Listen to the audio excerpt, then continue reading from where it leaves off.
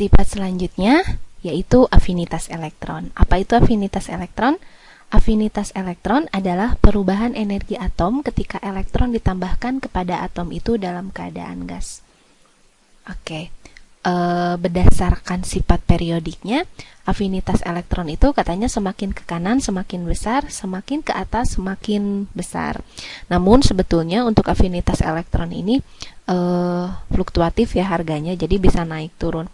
Sehingga untuk ini kakak rasa untuk sifat periodiknya mungkin masih kurang tepat. Namun secara garis besar memang semakin ke kanan semakin besar, semakin ke atas semakin besar. Oke, sifat periodik unsur selanjutnya adalah apa itu? Itu keelektronegatifan atom. Hampir mirip seperti afinitas elektron, namun ini masih bisa diprediksikan bagaimana sifatnya. Di keelektronegatifan adalah kecenderungan, kebolehjadian, kemungkinan suatu atom dalam bentuk molekul untuk menarik pasangan elektron yang dipergunakan pada ikatan ke arah atom yang bersangkutan. Tanya, semakin besar keelektronegatifan suatu unsur, maka dia akan semakin mudah menangkap elektron. Unsur yang memiliki keelektronegatifan paling besar adalah fluorin. Jadi kalau keelektronegatifan itu kecenderungannya, kemungkinannya, kalau tadi afinitas elektron itu lebih ke energinya. Misalkan gini adik-adik, kita kembali ke jari-jari lagi. Jadi kalau jari-jarinya besar, ada juga yang jari-jarinya kecil. Oke, ini jari-jarinya besar, kecil, berarti jarak dari inti ke elektron terluarnya kecil. Kalau ini jarak dari inti ke elektron terluarnya besar. Jadi kalau ada elektron ya adik-adik, elektron itu akan lebih mudah tertarik ke atom yang jari-jarinya kecil. Kenapa? Karena kalau jari-jarinya kecil berarti gaya tariknya besar. Sehingga kalau berdasarkan jari-jari tadi kan jari-jari itu semakin ke bawah semakin besar. Artinya semakin ke bawah semakin sulit dia untuk menangkap elektron. Kenapa? Karena gaya tarik dari intinya ke elektronnya itu semakin kecil ya, karena semakin jauh jaraknya. Oke, sehingga bisa disimpulkan kalau untuk keelektronegatifan, ke kanan semakin besar, ke atas semakin besar. Sifat selanjutnya adik-adik itu adalah sifat logam. Nah, sifat logam dalam sistem periodik unsur. Kita lihat. Sifat logam itu berkaitan dengan kecenderungan atom melepas elektron. Jadi semakin mudah suatu unsur melepas elektron, maka sifat logamnya akan semakin bertambah. Jadi tadi berlawanan dengan keelektronegatifan. Kalau keelektronegatifan itu kan lebih mudah menarik ya, kalau ini lebih mudah melepas. Sehingga sifat periodiknya justru kebalikannya dari elektronegativitas. Dia malah semakin ke kiri semakin besar, semakin ke bawah semakin besar. Sifat selanjutnya nih kereaktifan. Nah, kereaktifan ini bagi dua ya, untuk unsur logam dan unsur non-logam. Yang pertama untuk unsur logam. Di kereaktifan unsur logam ditentukan oleh kecenderungan atom untuk melepas elektron. Semakin mudah melepas elektron, maka kereaktifan unsur logam akan semakin bertambah. Sedangkan kalau unsur non-logam itu kereaktifan unsurnya ditentukan oleh kecenderungan atom untuk menangkap elektron.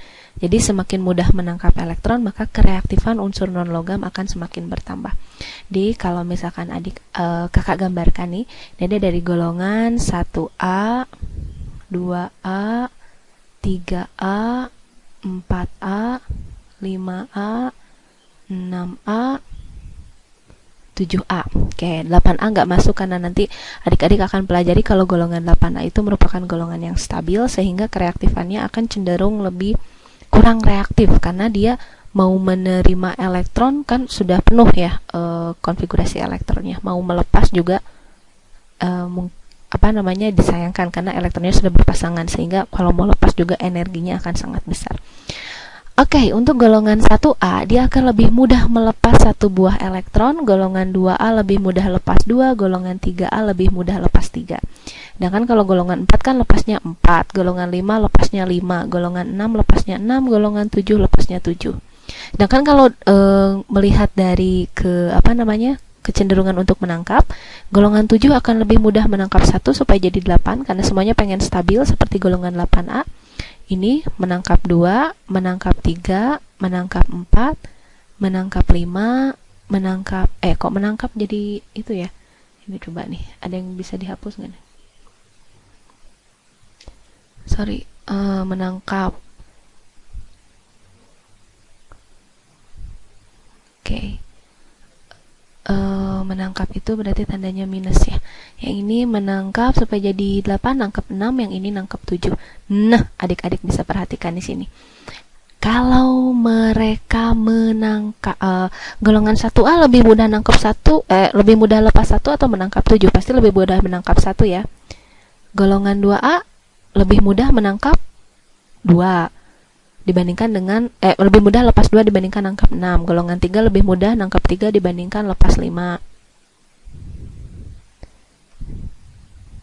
Oke. Bisa nih. Nah, ini aja. Jadi dia akan lebih mudah melepas elektron. Sedangkan kalau golongan 4 ragu-ragu ya, mau nangkap 4, mau lepas 4. Oke. Golongan 5 akan lebih mudah golongan 5 akan lebih mudah menangkap 3 dibandingkan dengan harus melepas 5. Nah, sehingga kalau adik-adik perhatikan, ini kan, jadi kereaktifan golongan 1, 2, 3 karena dia merupakan golongan rata-rata logam, sehingga akan lebih mudah melepas elektron. Berbeda dengan golongan 5, 6, 7 berdasarkan kereaktifannya, karena dia lebih mudah menangkap, karena ini merupakan unsur non-logam, maka yang lebih cenderung, yang dominan untuk sifat kereaktifannya adalah elektronegativitasnya. Kalau yang ini lebih ke energi ionisasinya. Di semakin kecil energi ionisasi maka akan semakin reaktif. Kalau yang ini semakin besar elektronegativitasnya maka akan semakin reaktif. Oke, sehingga kalau untuk kereaktifan itu untuk unsur logam semakin ke bawah kereaktifan akan semakin besar. Untuk unsur non-logam semakin ke atas kereaktifan akan semakin besar. Lagi untuk kereaktifan untuk golongan logam semakin ke kiri semakin ke bawah semakin besar. Kalau untuk non-logam semakin ke kanan semakin ke atas yang semakin besar.